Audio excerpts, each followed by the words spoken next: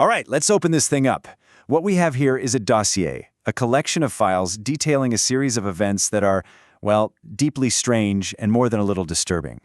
We're going to peel back the layers of this classified file, piece by piece, and see if we can figure out what really went down at the Harsen mine. So picture this. It's 1932. You're in one of the most remote, isolated places on the planet, a mining camp way up in the Norwegian Arctic. We're talking frigid, unforgiving landscapes and that deep, endless winter darkness. It's the kind of place where secrets can stay buried for a very, very long time. And here's our first clue. It's a note found on one of the mine workers. See, the folks on the ground, they knew something was up.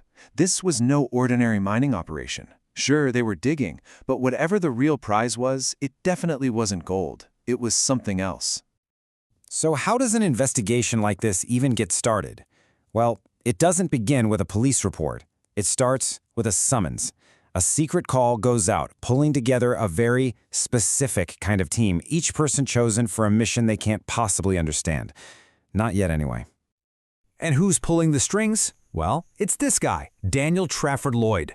He's not just rich, he's an industrial titan. His company makes munitions, and he's sitting on a fortune of $750 million. But his real obsession? Exploring and collecting ancient artifacts. In fact, he just bankrolled that disastrous Peabody expedition to Antarctica. This is a man who loves chasing history's darkest secrets, no matter what it costs. And just look at the team he puts together. I mean, this reads like the cast of an adventure novel, right? You've got an occult scholar, a combat specialist, a general for firepower, a doctor, a mythos expert, and a guy who knows how to blow things up. Trafford Lloyd is clearly not just digging for rocks. He's gearing up for a fight with something unknown. The whole investigation really kicks off with one single, incredibly bizarre object.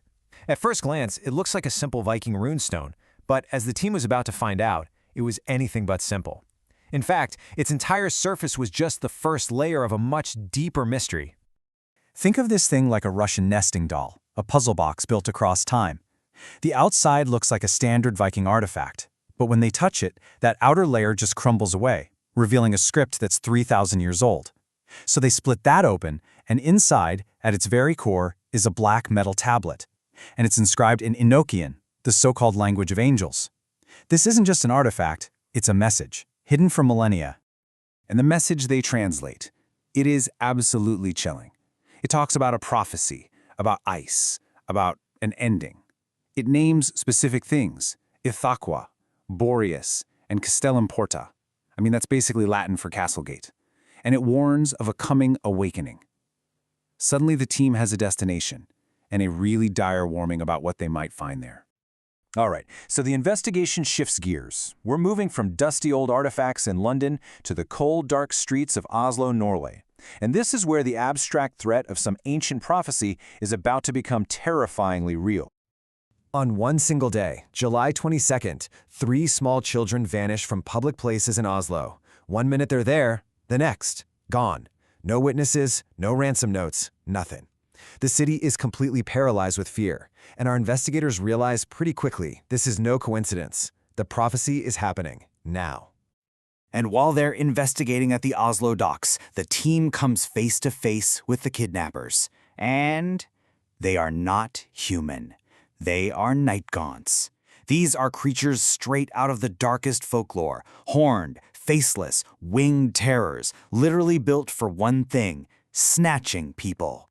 And this quote, man, this is straight from the investigators' field notes. It just paints a horrifying picture.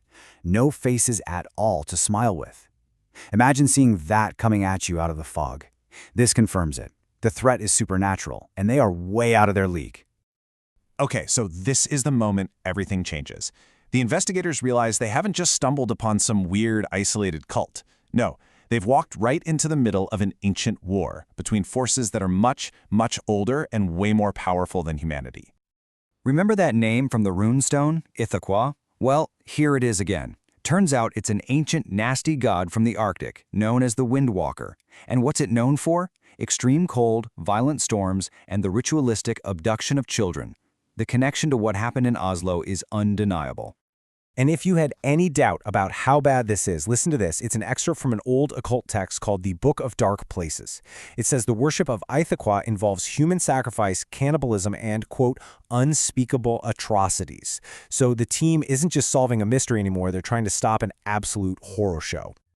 But just when you think you've got it figured out, good guys versus a bad god, it gets more complicated. One of the investigators gets a psychic warning that mentions another group, the Children of the Cho. And they're described as ancient guardians who are fighting against the followers of Ithaqua. So here's the kicker. This isn't good versus evil.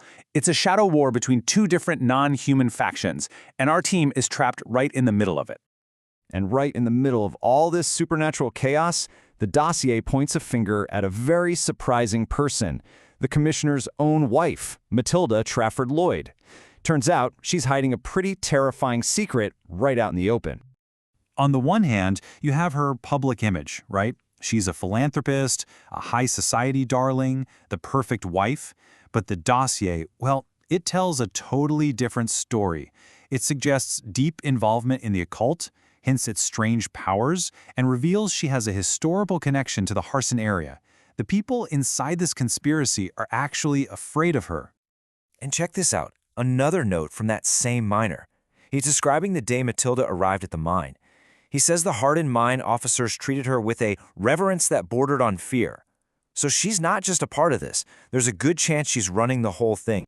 So, everything, the rune stone, the kidnappings in Oslo, the warring factions, the whole mystery around Matilda, it's all pointing to one place. The team finally gets to Harsen, and they're ready to go down into the darkness. And when they dig into the history of the place, they find out the truth. Harsen was never about gold. Not really. It was a ritual industrial complex built back in the 1800s for secret ceremonies in the lower levels. Then, one day the entire place was just abandoned. Now, in 1932, our team is about to find out why. And this is from their last log entry. Things go from bad to worse fast. They find a sealed passage that's unnaturally cold. They find child-sized footprints. They're attacked by small, hostile creatures. They get another psychic warning telling them to get out. They found the heart of the conspiracy, all right? And it is so much worse than they ever could have imagined. So this is the last update in the file. This is where we leave them, trapped, deep underground, surrounded by God knows what. They've confirmed the war between these ancient powers, and the dossier closes with a chilling final thought. The knowledge they have now is hazardous. Just knowing this stuff is dangerous. And that's where the dossier goes cold. It just ends, leaving us with this one terrifying question. By trying to solve the mystery, did these investigators just become the final piece of the puzzle? Did they just hand over the key to unlock something far, far worse and awaken it on the world? The file might be closed, but you get the feeling this story is nowhere near over.